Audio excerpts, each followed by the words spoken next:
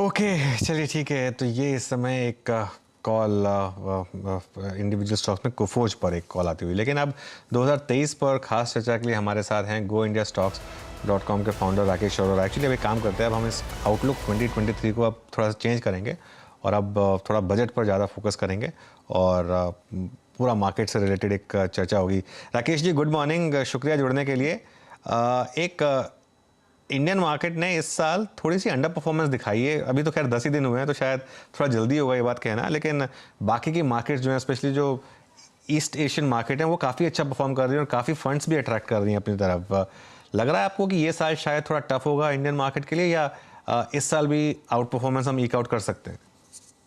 सो अनुज, emerging market develop market को out perform करेगा, ये तो ऐसा लग ही रहा है। जिस तरह से साल की शुरुआत हुई है और जिस तरह से चाइना अनलॉक कर रहा है, तो इमर्जिंग मार्केट फंड्स में अगर पैसा आता है तो इंडिया का जो 15% शेयर है, तो इंडिया को भी पैसा तो आना ही है। तो चाइना के बनस्पत हम अंडर परफॉर्म करेंगे, लेकिन ओवरऑल ग्लोबल मार्केट अगर देखेंगे तो इंडिया एक डिसेंट परफॉर्मर रहना चाहिए। तो अच्छा, आपने चाइना की बात की, आपने इस थीम को काफ़ी अच्छे से स्टडी भी किया है। राकेश जी, मेटल्स में हम ज़बरदस्त तेज़ी देख रहे हैं इस समय, वो चाइना की ओपन अप के बाद से। ये कितनी सस्टेनेबल लग रही है आपको यहाँ पर रैली? देखिए, अभी तो फिलहाल एक टैक्टिकल मूव की तरह ही दिख रही है, क्योंकि एक्सपेक्टेशन यही है कि चाइना जिस तरह से ओपन अप होगा तो एक रिवेंज बाइंग जो हमने देखी थी बाकी कंट्रीज में, जब बाकी कंट्रीज ओपन अप हुई थी, तो उस तरह का एक माहौल बन सकता है। हालांकि केवल एक जो शंका की बात है वो ये है कि जो वहाँ के जो डेवलपर्स हैं वो बहुत ही एक खराब दौर से गुजरे हैं। उनकी अधिकतर जो है वो एनपीए टाइप हैं और बैंक्रप्सी की तरफ थे। तो जो गवर्नमेंट लिक्विडिटी इन्फ्यूज कर रही है चाइना के प्रॉपर्टी मार्केट के लिए, मेरे को लगता है वो पहले बैलेंस शीट को सुधारने के लिए जाएगी और उसके बाद ही कुछ नया कंस्ट्रक्शन वगैरह स्टार्ट होगा। तो हो सकता है कि अभी एक इनिशियली रीस्टॉकिंग साइकिल नॉर्मली भी आता ही है चाइनीज न्यू ईयर से पहले, और थोड़ा डिमांड पिकअप करती है। बट एक massive demand pickup property sector से आ जाएगा ऐसा मुझे लगता नहीं है कि अगले 2-4 महीने में आ जाएगा। पहले बैलेंस शीट्स रिपेयर होंगी, उसके बाद तो हो सकता है कि ये रैली जो है वो थोड़ा 6-8 महीने बाद कंजम्पशन पिकअप करे। लेकिन उस समय हो सकता है कि डेवलप मार्केट रिसेशन की तरफ बढ़ रहा हो। तो एक काफी बैलेंस सा व्यू है 2023 के सेकेंड हाफ के लिए। फर्स्ट हाफ में थोड़ी तेजी रहेगी, बट सेकेंड हाफ मुझे लगता है कि एक बैलेंस्ड व्यू रहने वाला है। अच्छा राकेश जी, मुझे अच्छी तरीके से याद है जब मेरा लास्ट इंटरेक्शन आपसे हुआ था, मेटल्स पे हमने खुल के बात की थी। मेटल्स पे आप बहुत स्ट्रांग व्यू रखते थे उस वक्त, और मुझे याद है आपने आयरन ओर और कॉपर पे एक बहुत स्ट्रांग व्यू शेयर किया था, और आपने मतलब मेटल्स को भी बाइसेक्ट करते हुए इन दो पेयर आप देखें काफ़ी ध्यान दिया था। Again I mean China factor ये पूरा अगर आप देखें प्ले करता हुआ, I mean metals super swing दे रहे हैं। मेटल्स पे इस वक्त आपका टेक क्या? अभी यहाँ से एक बड़ी सब्सटेंशियल मूव के लिए मेटल्स प्रिपेयर हो गए हैं, स्पेशली वो जो कॉपर और आयरन ओर, इन दोनों पर आपका व्यू, फ्रेश प्रोस्पेक्टिव क्या है? देखिए, आयरन ओर तो बॉटम आउट होने के साइन पहले से दिखा रहा था, और अच्छा मूव भी आया है आयरन ओर स्टॉक्स में। अ, ऐसा है कि चाइना को ऐसे देखना है कि चाइना के अंदर क्या हो रहा है उससे इतना फर्क नहीं पड़ता है जितना कि चाइना के अंदर क्या जा रहा है और बाहर क्या आ रहा है। तो चाइना अगर ग्रो करता है तो मोस्टली वो रॉ मटेरियल ही खरीदता है, जैसे कि आयरन ओर है या कोल हो गया। तो आयरन ओर के भाव जो है वो काफी तेजी से बढ़े, जो एक टाइम पे $80 चला गया था, अभी 122-123 डॉलर आ गया है। तो आयरन ओर कंपनीज को ज्यादा मुनाफा हो रहा है बनस्पत स्टील कंपनीज के, क्योंकि स्टील कंपनीज के लिए कॉस्ट बढ़ रही है। तो मुझे लगता है कि आयरन ओर जो है अभी भी प्रिफर्ड प्ले है एज कम्पेयर टू स्टील। हालांकि स्टील प्राइसेस भी अब बॉटम आउट हो चुके हैं क्योंकि कॉस्ट प्रेशर्स आ रहे हैं और थोड़ा मार्जिन इंप्रूवमेंट आएगा इंडियन कंपनीज के लिए। तो स्टील स्टॉक्स भी ठीक कर रहे हैं, बट मुझे लगता है कि आयरन ओर थोड़ा बेटर प्ले है अगर पूरा फेरस स्पेस देखें। दूसरी तरफ बेस मेटल्स अगर मैं देखता हूं तो कॉपर है या एल्यूमिनियम है। ये एक लॉन्गर टर्म स्टोरी है, क्योंकि वर्ल्ड जो है वो रिन्यूएबल की तरफ जा रहा है और रिन्यूएबल के लिए एल्यूमिनियम और कॉपर हेवी इन्वेस्टमेंट्स की जरूरत होती है। आपको नई ट्रांसमिशन लाइन्स चाहिए, नए आप जो रिन्यूएबल सोलर पावर वगैरह डाल रहे हैं तो उसमें ये सब एल्यूमिनियम और ये ज्यादा यूज होता है। तो मुझे लगता है कि longer term story base metal better है अगर मैं फेरस से कंपेयर करूं।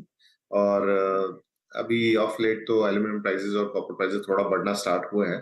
तो मुझे लगता है कि थोड़ा अगर लॉन्ग टर्म इन्वेस्टमेंट कर रहे हैं तो बेस मेटल की तरफ ध्यान देना चाहिए स्टील की बनस्पत। कि बेस मेटल्स की तरफ ध्यान दीजिए स्टील की बजाय, वो थोड़ा शायद ज़्यादा बेटर रहेगा। तो वहाँ पर खैर हमने तेज़ी भी देखी है, तो स्टील के मुकाबले थोड़ी ज़्यादा हो रही है वहाँ पर बेस मेटल्स में।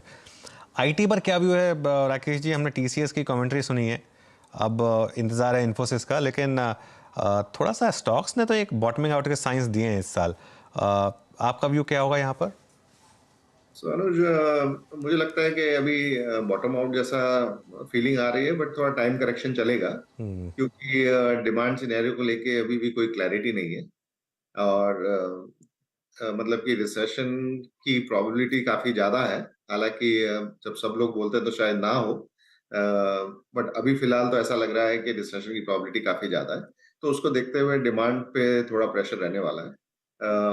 हो सकता है कि इन्फोसिस और बाकी कंपनीज थोड़ा बेटर आउटलुक दें, बट मुझे लगता है कि एक टाइम करेक्शन अभी थोड़े टाइम तक कंटिन्यू रहेगा।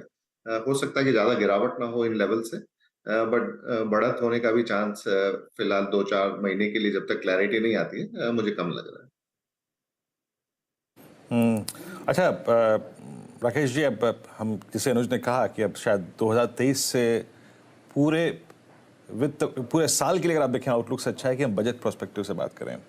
अभी बजट प्रोस्पेक्टिव से उसकी थीम को देखते हुए सबसे कमांडिंग पोजीशन में या फिर लेने लायक, बजट शॉपिंग जिसे कहते हैं, अगर कोई स्पेस है या फिर फ्यू स्टॉक्स हैं तो वो क्या है अगर आप कंफर्टेबल हो तो?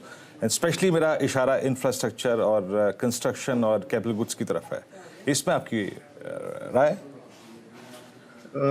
देखिए, ऐसा है कि ये आखिरी बजट है जो गवर्नमेंट पेश कर रही है बिफोर जो जनरल इलेक्शन ड्यू है 2024 के। मतलब पहला फुल बजट है, मतलब आखिरी फुल बजट जो है वो गवर्नमेंट पेश कर रही है।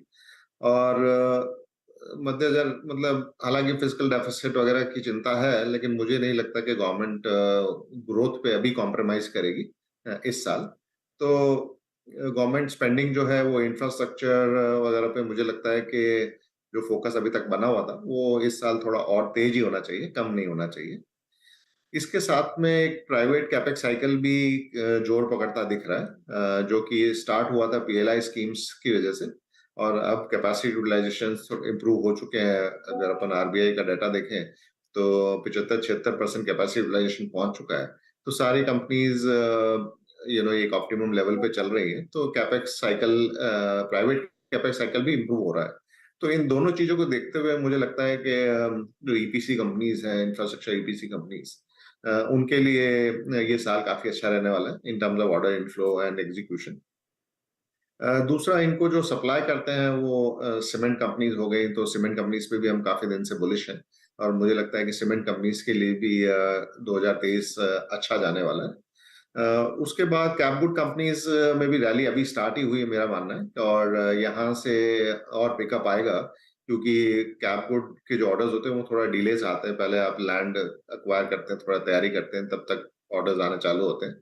तो मुझे लगता है कैपगुड की ऑर्डर इनफ्लो भी काफी स्ट्रांग होने वाली है। तो ये पूरा जो सेगमेंट है कैपगुड इंफ्रा एंड सीमेंट, मैं काफी बुलिश हूँ 2023 को लेके। और इसी का फॉल आउट है बैंक्स, क्योंकि बैंक्स की जो अभी क्रेडिट साइकिल चल रही है वो भी काफी मजबूत रहने वाली है, और एनपीएस तो अभी एकदम रॉक बॉटम पे है। तो ये जो भी अभी नया लोन दे रहे हैं उसका अगर एनपीए होते भी है तो वो 5 साल बाद ही पता लगेगा। तो मुझे लगता है कि banks, cement, infra, APC companies and cap goods एक बड़ा आउट परफॉर्मर हो सकते हैं 2023 के लिए। अच्छा, ऑटोज पर क्या व्यू है राकेश जी? क्योंकि एक अच्छी खासी रैली बन रही थी ऑटो स्टॉक्स में, लेकिन क्या भी जो कमोडिटी की रैली है ये वापस थोड़ा प्रेशर क्रिएट करेगी, और वो जो एक स्टिकी इन्फ्लेशन है उसके चलते हुए क्या डिमांड साइड सप्लाई साइड दोनों में प्रॉब्लम आ सकती है इस साल ऑटोज के लिए?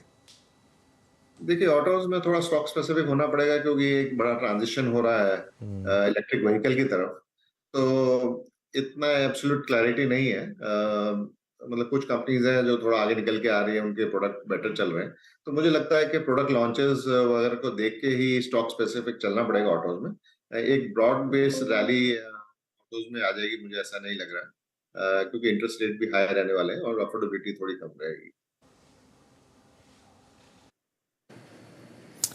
चलिए राकेश जी, बहुत बहुत शुक्रिया आप इस कार्यक्रम में शामिल हुए और बजट के पर्सपेक्टिव से मेटल्स पे आपने, अगर आप देखें, अपना एक बहुत स्ट्रॉन्ग व्यू दिया एग्जैक्टली कैसे अप्रोच करना चाहिए मेटल्स को। बहुत बहुत शुक्रिया सर, आप इस कार्यक्रम में शामिल हुए और आई होप आपसे एक बार फिर से, अगर आप देखें, विस्तृत चर्चा होगी बजट के बाद और बजट की, अगर आप देखें, आउटकम्स पे।